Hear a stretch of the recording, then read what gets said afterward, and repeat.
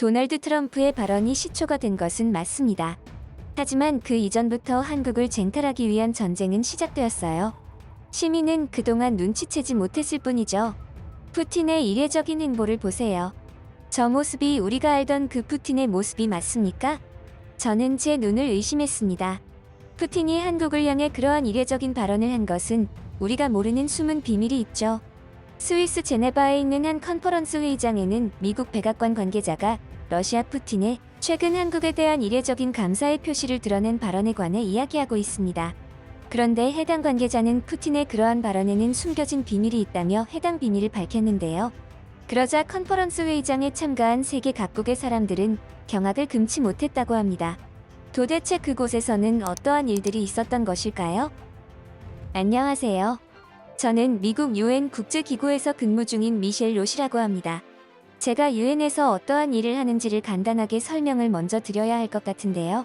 먼저 저는 외교 및 정책을 입안하는 일을 하는데 국제관계와 정책 분석가로서 활동하며 글로벌 이슈에 대한 정책을 형성하고 협상을 진행하고 각국 대표들과의 외교적 관계를 관리하는 일을 합니다.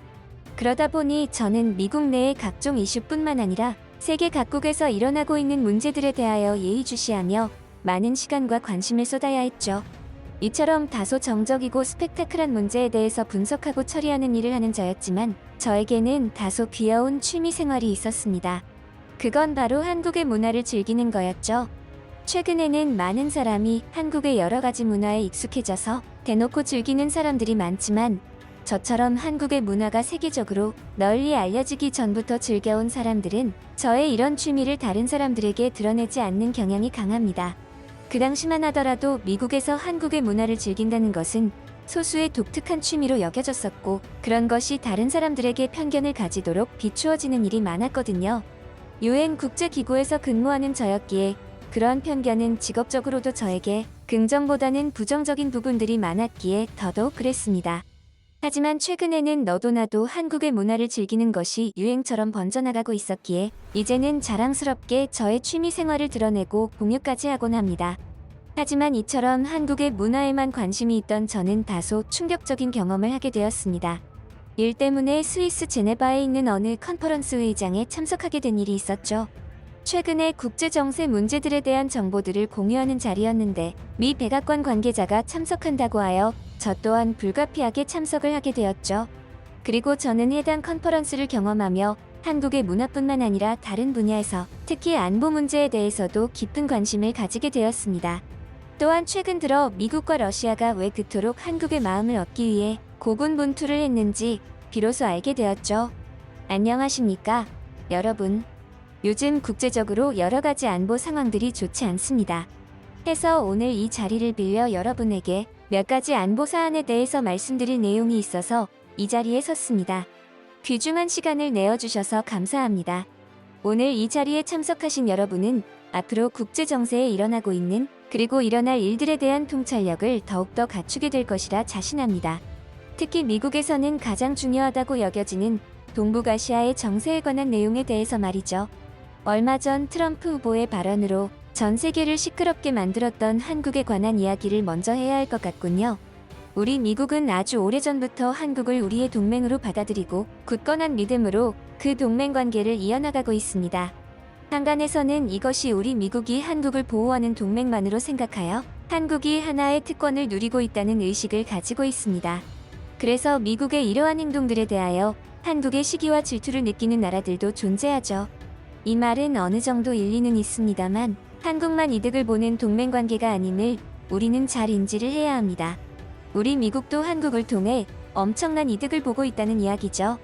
트럼프 후보가 그러한 발언을 한 것은 굉장히 영리한 전략이었습니다. 그 덕분에 우리도 다급하게 한국의 마음을 얻기 위해 부단한 노력을 해야 했거든요. 한국은 시간이 지날수록 지정학적 중요성이 높아지고 있습니다. 아시다시피 북한과의 군사적 긴장과 중국, 일본과 같은 주변 강대국과의 복잡한 관계 속에서 한국은 미국에 있어서 아시아에서의 미국 영향력을 유지하고 확장하는 데 중추적인 핵심 역할을 하죠. 이러한 모든 요소가 우리 미국이 다른 선진 강대국들보다 한 발 앞서 한국에 긍정적인 믿음을 주어야 하는 이유입니다. 이러한 백악관 관계자의 발언은 초반부터 한국에 관한 이야기로 시작해 한국으로 끝나게 되었는데 유독 해당 발언에 의문을 제기하는 사람들이 존재했죠. 말씀 잘 들었습니다. 그런데 조금은 의문스러운 점이 있군요. 관계자분의 발언이 자칫 잘못하면 큰 오해를 불러일으킬 수도 있다는 생각이 듭니다. 미국과 러시아 그리고 중국과 같은 선진 강대국이 한국이라는 동방의 소국을 자신의 편으로 끌어들이기 위해 갖은 노력을 하고 있다. 라고 들릴 오해의 소지가 있어요. 그럴 이유도 그럴 필요도 없음에도 불구하고 말이죠. 그렇지 않습니까? 너무나도 비현실적인 발언으로 들릴 오해의 소지가 있다. 그 말입니다. 중국이 언제 한국의 비위를 맞추기 위해 살살 기는 모습을 보시기라도 했습니까? 오히려 그들의 내부적인 일에 개입을 하기 위해 공격적인 발언을 일삼는 경우가 많습니다. 약소국은 늘 그렇듯 약소국일 뿐입니다. 힘이 있는 강대국에는 언제나 깨갱거리는 약한 모습을 보여야 합니다. 역사를 봐도 분명히 그러한 부분들은 적나라하게 드러나고 있죠. 한국은 늘 중국에 아첨하며 조공을 바쳤던 나라였던 것을 잊어서는 안 됩니다. 선진 강대국들은 관계자분이 말씀하신 것만큼 한국을 신경 쓰지 않습니다. 이러한 의문을 제기한 참가자는 굉장히 근엄한 표정으로 마치 자신이 그러한 강대국들의 대변인이라도 된 듯한 모습으로 어깨에는 잔뜩 힘이 들어가 있었죠. 솔직히 저 또한 해당 참가자의 반론에 조금은 공감을 하고 있었습니다. 아무리 제가 한국의 문화들을 평소에 즐긴다고는 하지만 국제적인 인식으로 보았을 때는 한국이 다소 미국이나 러시아, 중국들에 비해서는 입지적인 파워가 약하다고 생각했거든요. 드라마를 잘 만들고 음식을 맛있게 만든다고 해서 그 나라의 국력이 높아지지는 않으니까요. 이것은 완전히 별개의 문제였죠. 하지만 그러한 저의 생각은 다음에 이어진 관계자의 재반박에 산산조각이 나버리고 말았습니다. 거참, 도대체 언제적 과거의 역사적 사실을 가지고 와서 말씀을 하시는지 황당하군요. 아무리 역사는 반복된다지만 너무 현실을 회피하는 게 아닙니까? 세상이 어떻게 돌아가는지 전혀 신경 쓰지 않는 사람의 발언 같아서 불쾌하기까지 합니다. 콧방귀가 나올 정도라 이 말입니다. 그렇다면 충분히 납득이 갈 만큼 이해를 시켜드려야겠죠? 들으시면 놀라실지도 모르겠으나 이미 한국 쟁탈 전에는 러시아까지 개입되었고 우리는 모두 한국을 쟁탈하기 위해 최선의 노력을 기울이고 있습니다. 미국과 러시아.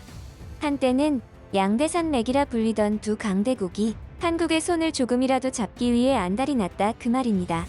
잘 알아들으신 것이 맞습니다. 여기에 오해의 소지는 없습니다. 최근에는 러시아의 푸틴이 직접적으로 한국의 우호적인 발언을 넘어서는 러브콜 형식의 발언을 했습니다. 한국이 우크라이나에 무기를 직접 공급하지 않은 걸 대단히 감사하게 생각한다고 말했죠. 그러면서 한국과 러시아의 관계가 다시 좋아지기를 바란다는 이례적인 발언을 했다. 이 말입니다. 그 자존심 강한 양반이 저렇게 굽히고 나오는 걸 내 생전에 본 기억이 없습니다. 여기에는 그만한 푸틴의 숨겨진 비밀이 존재하죠. 아시다시피 한국이 직접적으로 우크라이나에 무기를 제공하지는 않았으나 그 외적인 인도적 차원에서 우크라이나에 많은 지원을 아끼지 않았습니다. 그럼에도 먼저 한 수 굽히고 악수를 청하고 있는 것이죠. 여기에서 우리는 반드시 짚고 넘어가야 하는 부분이 있습니다. 푸틴이 우크라이나 지원 문제와 관련하여 한국을 공개석상에서 긍정적으로 평가한 것이 처음이라는 것이죠. 아까 의문을 제기하신 분들의 말에 따르면 선진 강대국이라 칭하는 러시아 푸틴이 왜 그렇게 한국의 무기의 촉각을 곤두세우며 저러한 발언을 하는 걸까요? 당신 논리대로라면 지금 이 상황이 너무나 기이한 상황이 아닙니까? 앞뒤가 맞지 않잖아요. 러시아의 입장에서는 지금 우크라이나와 전쟁 상황에서 미국이 자신들의 무기로 러시아 본토까지 타격을 할 수 있도록 허용을 한 상태입니다. 그러한 상황에서 러시아 입장에서는 위기감을 느낄 수밖에 없는 상황이고 여기에서 미국이 한국산 무기를 구매하는 것이 초미의 관심사인 겁니다. 러시아의 입장에서는 그 어떤 것보다 한국산 무기가 미국의 손에 넘어가는 것을 무슨 수를 써서라도 막아야 하는 것이죠. 그렇기에 몇 달 전에는 한국의 협박과 비슷한 발언까지 했던 겁니다. 절대 우크라이나에 한국 무기를 주지 말라고 했던 것 기억나시죠? 만약 한국이 그러한 행동을 한다면 가만두지 않겠다는 위협적인 발언까지 했었지 않습니까? 그러던 러시아가 이제는 한 수 접고 고개를 숙이고 한국의 손을 내미는 겁니다. 이런 일들이 당신이 제기한 의문점에 빗대어 본다면 말이 안 되는 일이 아닙니까? 러시아의 이러한 발언에는 우크라이나 전쟁이 마무리되면 신냉전 구도에 얽매이기보다는 한국과의 관계 회복을 더욱 원하고 있다는 방증이기도 하죠. 거기에다가 한술 더 떠서 만에 하나라도 미국이 자세를 바꾸어 한국의 해구산 대신 핵 개발을 일부 허용하는 자세를 취한다는 시나리오도 배제해서는 안 됩니다. 실제로 아직 공식화되지는 않았지만 일각에서는 한국의 핵 개발을 승인하자는 이야기도 심심찮게 나오고 있기도 하고요. 이를 눈치챈 러시아 입장에서도 발빠르게 한국에 우호적인 메시지를 보내야 하는 입장이 된 겁니다. 러시아 입장에서도 한국은 지정학적으로 동아시아 전략에 있어서 중요한 국가이고 경제적 파트너십으로서 매우 훌륭한 나라죠. 한국은 명실상부 전 세계 10대 경제 대국 중 하나로서 높은 기술력과 강력한 산업 기반을 가진 나라입니다.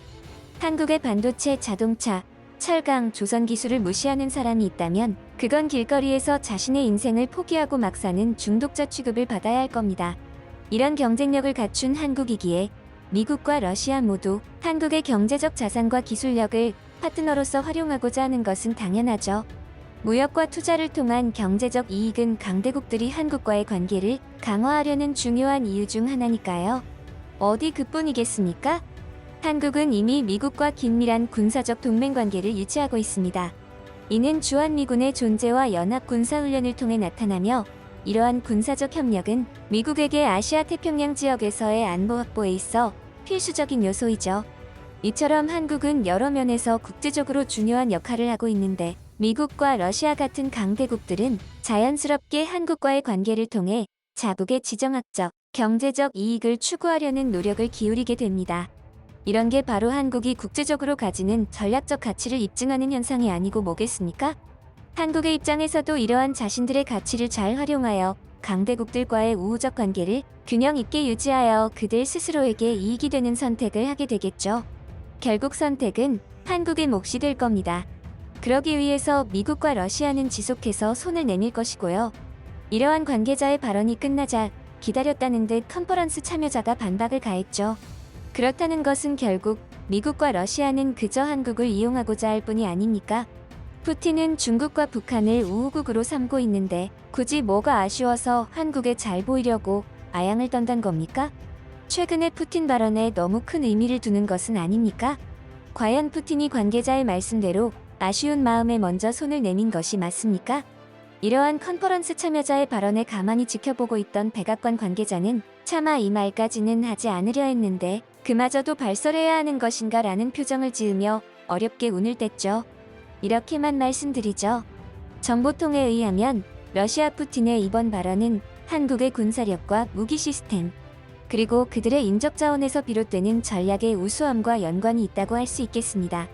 솔직하게 말씀드릴까요? 푸틴은 한국의 예상치 못한 능력들에 충격을 받았다고 봐야 합니다.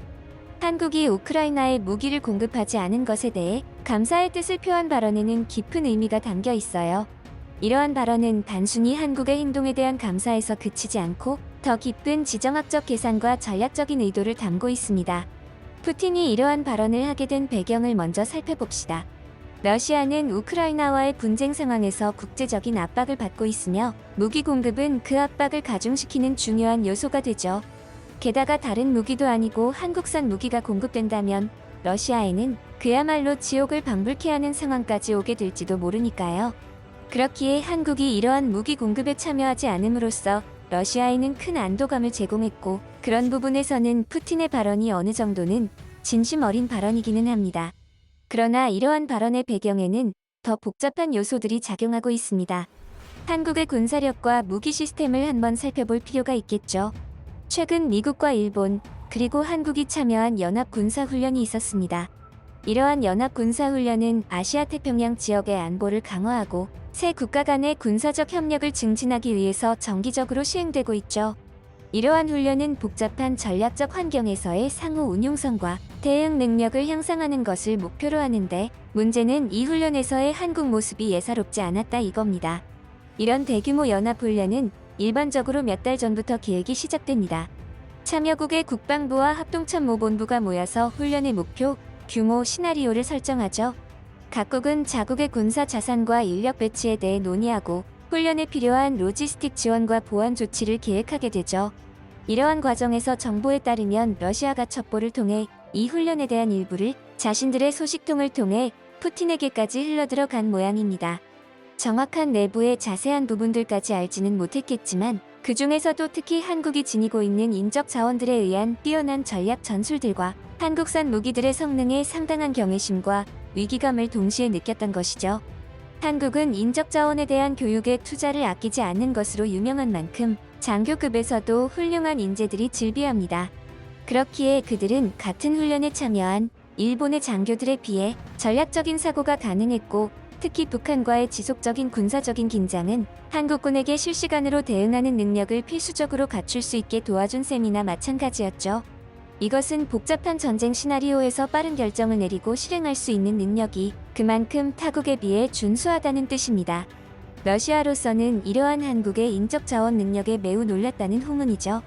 합동작전의 특성상 다양한 군 종과의 협력을 통해 이루어지기에 러시아로서는 한국의 이러한 능력이 어떠한 전략적 동맹 시나리오에서도 유연하게 대응할 수 있음을 잘 알고 있기 때문입니다. 게다가 훈련의 과정에서 한국 무기의 성능에 대해서도 언급이 되었는데, 특히 한국이 자체 개발에 성공한 K2표 전차는 세계적인 수준의 무기 시스템으로 인정받고 있죠. 이 전차는 뛰어난 기동성과 화력, 방어력을 자랑하며 전자전 대응 기능도 갖추고 있습니다. 러시아는 이러한 한국의 무기 시스템이 지역 안보에 어떤 영향을 미칠 수 있는지 주목을 하는 상황입니다. 게다가 러시아는 이번 우크라이나와의 분쟁 속에서 자신들의 전차 무기에 대한 실망감이 컸던 부분들도 있어서 유독 한국의 이러한 흑표 전차에 대해서 큰 관심이 있죠. 뿐만 아니라 K9 자주포에 대해서도 언급이 되었는데, 이 또한 한국이 자랑하는 또 다른 군사 기술입니다. 이 자주포는 고속 발사 능력과 높은 정확도, 긴 사거리를 갖추고 있어서 현대 전장에서 큰 효과를 발휘합니다. 러시아는 특히 한국이 이러한 첨단 포병 시스템을 갖추고 있다는 것과 이것을 어떻게 활용 가능한지에 대해 분석하고 있을 겁니다. KF-21 보라매. 한국의 첫 국산 스텔스 전투기 프로젝트인 KF-21 보라매는 한국의 항공기술 발전을 그대로 보여주는 놀라운 상징과도 같은 존재죠. 이 전투기는 스텔스 기능, 고급 무장 시스템, 첨단 항공 전자 장비를 갖추고 있어서 한국의 항공 우위를 더욱 강화할 것으로 분석했으며, 러시아는 이러한 항공기가 지역 균형의 변화를 가져올지도 모른다고 평가할 만큼 예의주시하고 있습니다. 이처럼 러시아는 한국의 군사 전략과 무기 시스템 개발에서 나타난 진보적인 능력에 주목하고 있습니다. 이 모든 요소가 푸틴의 입에서 그러한 이례적인 발언이 나올 수 있게 한 것이기도 하고요. 이곳에 계신 분들은 아직도 한국이 그저 동방의 소국으로 치부해야 할 나라로 보이십니까? 최근 있었던 푸틴의 발언에 미국이 너무 의미를 부여하고 민감하게 받아들이는 것일까요? 감히 제가 말씀드릴 수 있는 것은 이제 국제 정세는 급변하고 있다는 것입니다. 그리고 빠르게 변화하는 흐름에 제대로 탑승하지 못하는 나라는 도태되고 말 것입니다. 이미 한국 쟁탈전은 시작됐고, 그것을 얻는 자가 앞으로의 세계 정세를 이끌어 나갈 것이라고 봐도 과언이 아닐 것입니다. 이러한 관계자의 발언이 끝나자 저도 모르게 몸이 살짝 떨려오는 것이 느껴졌습니다. 그동안 제가 한국의 문화들에 빠져서 안일한 태도를 보이고 있을 때 도대체 무슨 일이 벌어지고 있었는지 감조차도 잡히지 않았기 때문이죠. 한편으로는 한국이 이러한 문화 수출에 집중하고 있었던 것이 하나의 연막작전이나 묘수가 아니었나 생각이 들 정도로 말입니다. 어느새 부쩍 커져버린 그 존재감이 더 이상은 그 누구도 무시할 수 없을 정도가 되어버렸고, 이제는 미국, 러시아는 물론이고 세계 그 어떤 국가와도 어깨를 나란히 할 명실상부의 강대국으로 급부상할 한국의 모습이 그려지는 순간이었죠.